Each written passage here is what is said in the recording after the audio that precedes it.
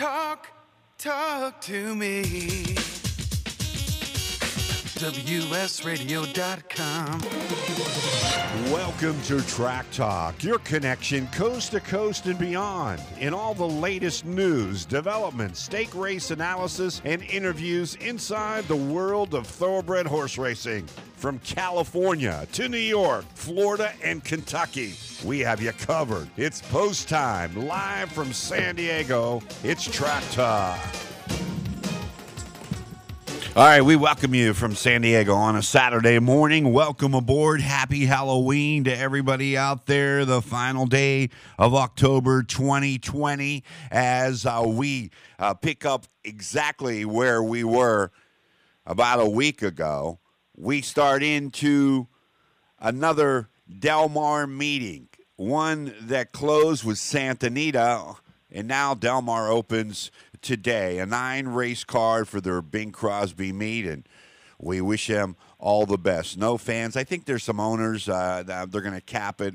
You have to be an owner to get on to the track. 12:30 first post time. 9 races down in Churchill Downs at Louisville, Kentucky. Oh, they got a moderate racing card there. 1 week prior to the Breeders' Cup next weekend, talking about Top Rank. We got the man on who's Top Rank. We go back a long way. He's Hall of Fame jockey Mike Smith joining us on Track Talk on a Saturday. Mr. Smith, at top of the morning, how are you, my friend? I'm doing well. Thanks for having me on. Thank you for being here. I appreciate that very much. Another meet. You're getting ready for some action here at Del Mar today. How many mounts do you have today? I have 2 today. The 2 last races, the 8th and 9th. All righty. So then you'll get to watch all the action develop in front of you. What's been going on? Your life as a jockey through the pandemic. I know you've been very outspoken in regard to a lot of great causes. One is the whip rule. If you want to talk about that, I would love to talk about that. We don't have to do that right now, but I thought your letter was well regarded. Mostly everyone who read that just applauded you for standing up. And I think it's a serious situation, but I don't want to start the interview off in talking with you. I just want to welcome you here on this Halloween, thanking you for being a part of our show. And how have you been doing? Doing well. You've been like everyone else. You know, it's been tough times for everybody, especially for business right now during this pandemic. Cost me quite a bit of business, so I'm going to sit out the Breeders' Cup for the first time in many years mainly because of it, to be honest with you, and a few horses that retire, but a couple of really good ones. Well, my Midnight Bizou retiring, and then Honor AP retiring, and then, of course, Mackenzie. And then with not being able to fly, back east, lost a couple of really good mounts, not being able to do that. So this year's been a tough year. I'm really looking forward to 2020 getting over with and starting a new year. And good Lord's willing, we'll have a better one and a healthier one for everyone. Yeah, I agree. Is it something to be said about you being able to work horses? I mean, you're riding horses, I think, during the course of Del Mar that you weren't able to work during the week and get a feel for them. That has to be pretty tough as a jockey. Well, especially as a young rider coming up, where that's how you generate most of your business is by going out and working in the morning and getting the opportunity to get on horses for trainers and work, a bunch of different horses and a lot of 2-year-olds and a lot of older horses. And when you're not able to do that, well, it certainly it takes away a major part of what it takes to get live mounts, especially when you're a younger rider. When you said that you're sitting out the Breeders' Cup, you don't have one mount for the Breeders' Cup next weekend? No, I'll be in Del Mar, so hopefully I can pick up some live horses there for Del Mar and have a good couple of days there. Or a few of the heavy heads are out of town, maybe I can get some business. Oh yeah. Well, we'll work your way right in anywhere you want to go. I want to talk a little bit about Authentic. I want to talk about 1,000 Words, and I want to talk about some of the great horses that you have ridden for Bob Baffert. and he really gets his horses in prime condition. Baffert has a lot of confidence in Mike Smith. Tell us a little bit about the relationship and, how that works. Yeah, I mean, we've done extremely well together throughout the years. When given the opportunities, we've gone out of town and done quite a bit of good, as our record kind of speaks for itself. So, man, anytime you're in those Triple Crown races or Breeders' Cups, you certainly want to be on horses for Bob. You'll have some live ones and some good shots, and he's going in with some really good shots this year. I think Authentic. Watching him work, his last work here this morning, he worked tremendous. He looked really, really good. I look for him to run a big race, that horse. To be honest with you, I've never been on 1,000 words, so I've never ridden him and don't know much about him. But Authentic, I do. He's basically done nothing wrong other than get beat a nose in the Preakness, which isn't a bad thing. I mean, he's won everything else and done everything else they've asked of him. I look for him to run big, as well as Maximum Security. I look for him to come back and bounce back and run to his A-plus race. When you rode Authentic in the Haskell and you had the wide lead, what did he do? Did he just fall asleep? I mean, was a lazy approach to the finish line? Because I had an argument with a friend said right after that race, well, if you think this horse is going to get 1.25 miles in the Kentucky Derby, he won't even hit the board. I said, I don't know about that. I'm not so sure about that. What type of anytime them 3-year-olds can get the 1.8 miles and run a good number, they can get the 1.25 miles. It's not like a lot of people think in the Derby 1.25 miles. They come absolutely flying home the last eighth of a mile. They really don't do that. They basically maintain. From what they've given you from about the 3/8 pole to the 8 pole, and then they kind of just maintain from that moment on. Very few of them that actually kick it on again at the 8 pole going 1.25 miles. So once you're able to get 1.8 miles, they can get the 1.25 miles. And as far as the Haskell, yeah, I mean, I probably opened up a bit too soon with him, and he got to kind of he idled down, which I was kind of going to let him. I thought I could win the race well within himself and get a good one in him and not squeeze the lemon too much, and thinking that when an outside horse would come to him, when he'd jump back in the bridle, he kind of kept looking, and then I had to get a little busy at the end to hold him off. But what a lot of people didn't see was in the gallop out, he actually galloped out back in front of the other horse, and so I knew that he was going to be fine, although a lot of people thought that he was all out and he was on fumes. The horse he ran second, you can't take nothing away from him. He probably ran the race of his life that day. They both came out of that race with extremely high numbers, indicating that was a really good race as far as numbers go. And of course, you saw what happened in the Derby. He went on to prove it. When you say numbers, as a jockey, do you look at numbers, Ragozin sheet, buyer numbers? I mean, do you take that into account? Yeah, I think we all do. You look at everything, anything and everything you can, any kind of information that you can. It certainly doesn't hurt. It might not help, but it doesn't hurt at all as well. So it's good just to see, and you have an idea of at least how the other horses ran on that day there at that racetrack. You might not compare them to another horse running on a different track, but that afternoon they had an older horse race. They went 1.8 miles, and the 3-year-olds ran every bit as good, if not better, than the older horses did that day at Monmouth. So that was another good indication that they were coming out of a good race. Hall of Fame jockey Mike Smith joining us on Track Talk here. Wade Taylor producing the radio program from the WS Radio Network. Tommy D, Larry Zaff. Tommy D, our friend Mike Smith. We were around him during the Breeders' Cup 2018. He's top shelf as they come. A man as well as a jockey. You take it away for Mike Smith, Tommy D. Yeah, Mike, great to have you on as always. And it's going to be sad to not have you there, leading jockeys with the most Breeders' Cup wins, Mike Smith. So it's going to be interesting not to see you there, Mike. But just a couple things for you. In your opinion, looking at the Classic, just from shooting from the hip, I know maybe you didn't dig in too much. Who do you like?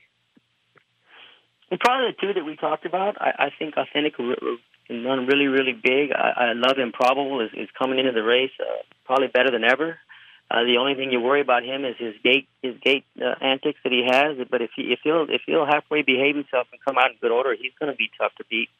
I think everyone's kind of dropped the ball on Maximum Security. They for some reason, just because of his last race, which wasn't a bad race, it certainly wasn't his A race. But I mean, I think he's going to run that kind of race in the Breeders' Cup, so he could run really well. And you got Tiz the Law. I think he's going to come back and run huge, man. looks good, training really well. He's heading into the race. He skipped the Preakness so that he could go in a little fresh. He had kind of didn't miss a dance early on, so he should be a horse that you got to reckon with as well. But it's going to be a great horse race. That, along with the distaff now, with Skydiver deciding to run in the distaff, it makes it for a great distaff as well. Mike, thanks for that. And I guess the other question I have is, I know that you said a lot of your top horses are not going to be racing or have left or tired. Do you have any, horses, fillies, colts, older horses that you really like, maybe that you could tip us off on to pay attention to here in the near future?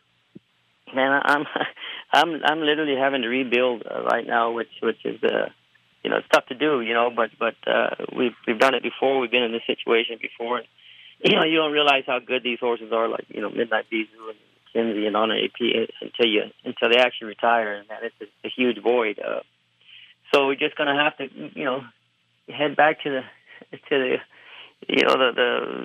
grindstone and just get to working and looking and hunting for some new horses that are coming out. You had a lot of horses that were put on the shelf that didn't make the Triple Crown that are going to come back in their 4-year-old year and stuff like that. So hopefully we pick up a real good one and at least get one. All it takes is one good one, and it gets the ball rolling, man. It's amazing what one good horse can do for you. Zapper for Hall of Fame jockey Mike Smith. Hey, Mike. One thing that you mentioned, Swiss Skydiver going to the distaff. I thought she can run against the boys, and obviously proved that in the last race. I have a question for you about your experience and other riders of your, not necessarily of your caliber, but years of riding. Robbie Alvarado took Swiss Skydiver from a suspect ride the race before. I mean, any way you look at it, Tyler Gaffleone kind of got suckered into the wrong spot the entire backside in the Kentucky Oaks and lost the race. Now, he's not as experienced as a Robbie Alvarado, and Robbie has seen better years, but by putting Robbie Alvarado on Swiss Skydiver, I thought it changed the, I don't know, I guess McPeak was saying, I need an experienced guy to know he's sitting on the best horse, and the way he rode that horse in the Preakness Stakes, I think made all the difference in the world. Could you discuss having all those years of experience and guys like Alvarado, you, Johnny Velasquez, Gary Stevens, the difference it makes? Maybe you're not as strong as some of these younger guys, even though we know your work ethic, but how much of a difference does the tactics or the mental fortitude make an experienced rider over a younger rider? It's like in any sport. As you look in the NFL, look at your quarterbacks. These young kids come out of college, man, they got all the talent in the world. But look at old Tom Brady, man. He's still, you don't miss, man. When you've been in that situation time and time again, there's just nothing like experience.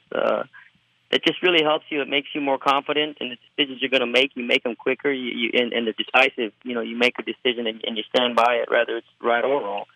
But you need to do that in these big kind of races. You can't second guess yourself at any point because they're all very, very talented. And when you stub your toes one time, well, that's someone else's advantage. So you got to make these decisions. And you got to truly believe in them as you're making them, and you got to make them fast and be strong on them. And that's what Robbie did. It was an early move.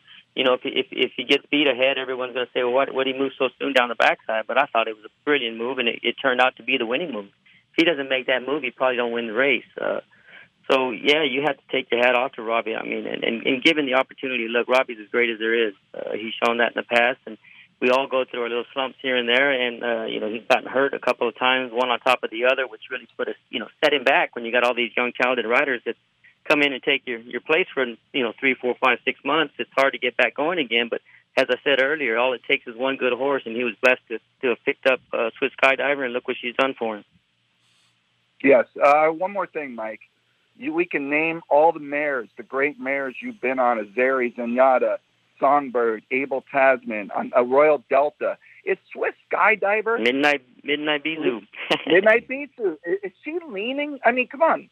I mean, did you have your agent make a phone call? I mean, he's been playing rotating jockeys on this filly all year. Are you seeing a filly that's maybe stepping up that we could mention with those other fillies and mares you've ridden? Oh, without a doubt. Look what she's done. She's just amazing. She hasn't missed a dance. I mean, she's traveled to just about every major racetrack in the country and competed, at least once a month throughout the year, it seems like. And then she took that big step up. You know, Kenny was confident that she could run with the boys, and she took that big step up, and she did it. She pulled it off. And I think it's a brilliant idea of going back in the distaff. If she pulls this off, I mean, now she's top runner for Horse of the Year. You know, I think it's a big move on her part, and man, she's done absolutely nothing wrong. But she's one of those throwback iron old horses, man, that you used to see back in the good old days. She's just amazing, you know. And she's not that big of a filly, but what she lacks in size, man, she has in heart and will. She's just an amazing filly, very eager to please. And when you point her in the direction you ask her, she's going to give it to you. So, you know, I just absolutely love her. I agree 100%. Last question. They keep showing Justified babies. They keep showing how beautiful walking they are, and they keep showing the ads on TVG. We didn't see much Justified, but what we saw was like he kind of reminded me of like a Secretariat type of horse. I mean, how good was this horse, really? Oh, there's no telling. You know, we didn't get to see the best of him by no means. I would have loved to have seen this horse come back as a big old sound 4-year-old. It would have been incredible to see his year. He was just a man amongst boys as a 3-year-old, and believe it or not, I would have loved to have seen him get another year to mature and race again. I don't, you know, there's no telling what he would have been able to accomplish. I mean, what he did anyway in such a short amount of time is beyond unbelievable, to be honest with you. I don't think we'll ever see something like that again. So yeah, I mean, he's another one that I'm going to miss. You know, you wish you had him in situations like this leading into the Breeders' Cup Classic. You know. Man, I'm looking over your credentials in the races that you run, and it's probably taken me like a minute and a half just to scroll down. You won every big race. I was just wondering, is there a sign in Dexter, New Mexico, saying the home of Hall of Fame jockey Mike Smith? Yeah, there actually is. They put one up. I think it was the beginning of the year or towards the end of the year last year, and not only did I get my sign there in my hometown, but I got the highway as well, man. So that's pretty cool. I really thank them. It's a big honor. The Mike Smith Highway? The Mike Smith in Dexter, New Mexico. Where are you? I'm at the Mike Smith Highway in Dexter, New Mexico. Is that how it rolls? That's pretty much how it goes. They say I can speed on it all I want. Yeah, that's good. Yeah, you own it. You tell them, "Hey, I'm Mike Smith." I want to talk to you. I want to talk to you about the whip rule. A lot of players have various opinions in regard to what they think. Your letter depicted what you felt. Share with our audience on how you feel about it. Well, you know, as riders, as times change, and we understand that there's a lot of people out there, a lot of young people who don't care for it. But what they don't understand is we're using a very safe whip. It's a cushion crop. It's foam at the end of it. It doesn't hurt them. It's very equine friendly. But we're still up for change. We understand that there's, you know, perception is a big word everyone seems to be using, and we're up for doing it. But you got to be able to let us use it in the proper manner, in the right way. It's a tool. It's not anything else. It's a tool for so many different reasons. For safety first and foremost, to help you keep a horse straight, whether it be lugging in, getting out, going to prop, going to pull up. For the integrity of the sport, it's a tool that's been used. It's never been not used, and to put just a number and just one small number, and then the way you're going to force us to all of a sudden change to use it is very, very awkward, and riders seem to be, we're all very unhappy with it, to be honest with you, and it makes it hard that when a horse is lugging in to keep him straight and causes you to hit him in the wrong area. We just need to be able to use it right, but we're certainly up for talk and change, and that's all we're trying to do. You know, it's our lives that are on the horses' backs. It's us who's up there, and all we ask for is something to understand and to listen to us in some sort of way. Again, we're up for change. We're up for doing some different things and trying different things. But when we're telling you something's not working, and we need to at least use it properly, that's what we need to do. We're not just telling you because we're telling you. We're telling you because it's our lives that are up there. Yeah, I agree with you, and that's how I feel about it. What I have a problem, in addition to what you shared in your letter, which translated very well, and it should have been considered, and something has to be done. But what I'm really confused about is that if you are training to do something consistently through and through, and then after a period of time, I'm talking about years, you ask somebody to change that style and method, the fundamental of how the action occurs, and they're saying that you have to use the whip underhand. I don't get that. Is that what they're saying? Yeah, so it's pretty much telling a major league player in baseball that, okay, there's no more overhand, that you got to you got to pitch underhanded now here in the World Series tomorrow. So, it's very awkward. It's not, it's something maybe in time you could maybe get used to, but you're still hitting them in the wrong spots. And if you try to pick it up, I've missed twice. It almost threw myself off. So you just want to be able to use it the proper way it's supposed to be used for the integrity of the sport, for safety of the sport, for so many, again, different reasons. We had some good, harsh rules that are in place already. They just need to be applied. The stewards can, if anyone is misusing it in any way, the stewards can pull them up. They can suspend them. They can fine them. All they got to do is apply it. It's pretty simple. Again, and we're using safety riding crops. Things that are far and beyond, way entirely more equine friendly than they've ever been ever. They don't harm a horse in any way, but they're certainly a tool that you certainly need and they respect. I agree, and I hope that whoever the powers that be that's going to roll on it allow these jockeys to use that crop it's because safety is the most important. I mean, you're controlling safety is first and foremost. And then after that, it's used for a lot of different things: to keep a horse focused, to keep him moving forward, to hold your placing wherever that may be. It is still a gambling sport as well. And it causes you to lose a placing, causes them to lose focus when you're not being able to use it properly.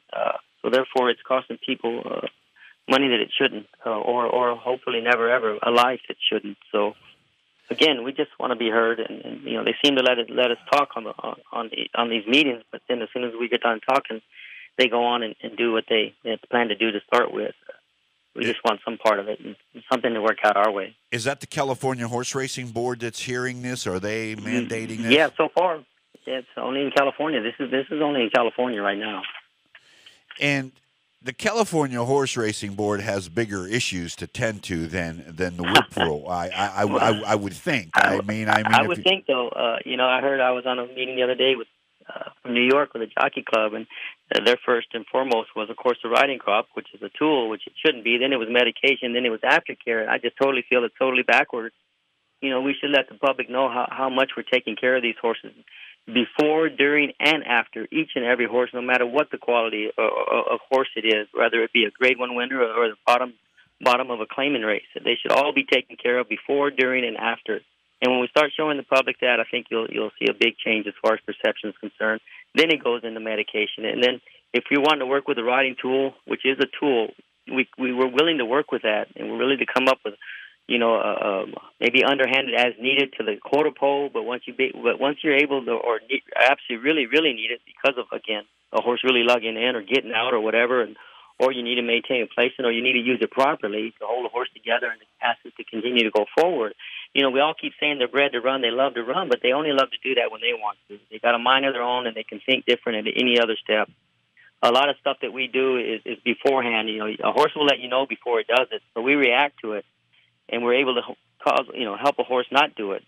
Now the only time they're letting you use it, they say, well, you can still use it for safety. Well, they want to see that. The reason you're having to use that, well, so you have to absolutely let the horse do what it was supposed to do before you can even show them that it was for safety. Whereas, I can feel if a horse is going to pull up, prop, lug in, get out before it even does it. Therefore, I'm on top of it, and I get him to straighten up before he does it. The idea is to get him to go forward before they do it. If you want to see for the safety factor, well, they actually have to do it before the stewards can see it. And then you react. Well, by then it's too late. You've already dropped somebody, or the horse has already bolted, got in, or pulled up, or whatever. So, it's very difficult for the stewards to rule on. Where again, there's already strict rules that are already They're already there. They just need to be implemented. They just need to. If anyone is using it in any wrong way or overusing it or riding a horse when it's dead last and has no chance for anything, and they continue to do so, whether they should be reprimanded, they should be pulled up, fined, suspended, whatever it may be. And those rules are already in place. We just need to use the whip properly, the riding crop properly. It's a cushion crop. It's equine friendly. It's very safe for everybody. But you got to be able to use it. I agree. I mean, there is no reason, and I would say this.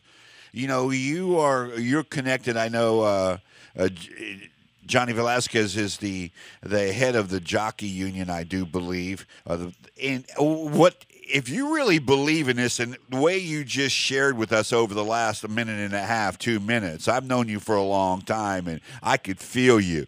I would boycott, and that's the. Here's what you do. Here's what you do.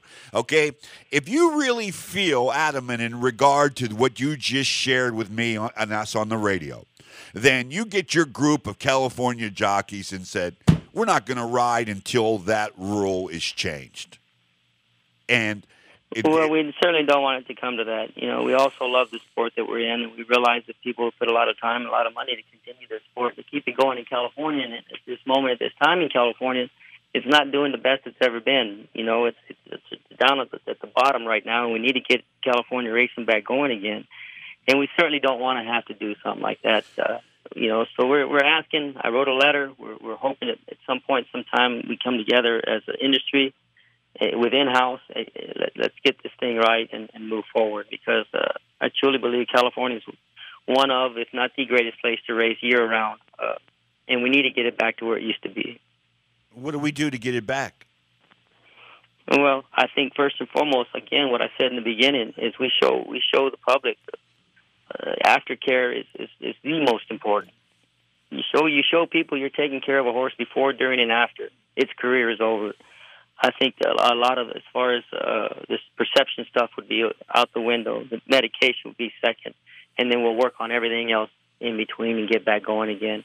Get our purse structure back up. Once you do that, the better horses, the better quality horses will come into town, and then you got racing again. Well, we should hope so. With that note, we're going to let you fly. Thanks for joining us. I'll see you around town, and have a safe couple trips around that track today. Amen. Thank you. And let's keep fighting. Let's keep fighting. Don't give up on this whip rule, because I don't care about the gamblers. I don't care about placings. I care about the safety of my friends as jockeys on those horsebacks. That using that perhaps to get a horse out of trouble or avoid any serious injury. That's why the crop is important. So thanks for joining us. I'll see you around. Thank you. Bye-bye. Bye-bye. Mike Smith, Hall of Fame jockey Mike Smith, joining us on Track Talk. We'll see you next week at 8 o'clock here on Track Talk, a special Breeders' Cup 1-hour show. And we want to thank White Taylor, WS Radio. If you're streaming, you want to think about podcasting, or you're in the marketplace, contact WS Radio here, WSRadio.com. For Tommy D, Larry Zapp, Toby Terrell, our special guest Mike Smith, Wade Taylor inside the studio. I'm Felix Taverna. Thanks for joining us here at our home base of WS Radio.